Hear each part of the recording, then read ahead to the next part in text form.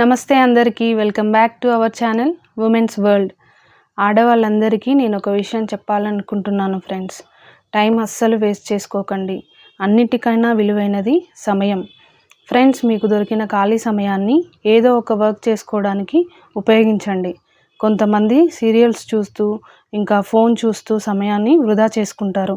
అలా అస్సలు చేయకండి. మీ విలువైన సమయాన్ని సీరియల్స్, సినిమాలపై వేస్ట్ చేయకండి.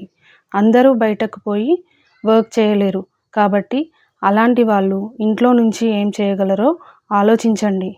మీ ఆలోచన శక్తికి పని పెట్టండి. ఆడవాళ్లకు తెలివి చాలా ఎక్కువ. మీరు ఆలోచించి కొన్ని పనులను లిస్టులో రాసుకోండి. దాంట్లో నుంచి ఫైనల్గా ఒకదానిని సెలెక్ట్ చేసుకోండి.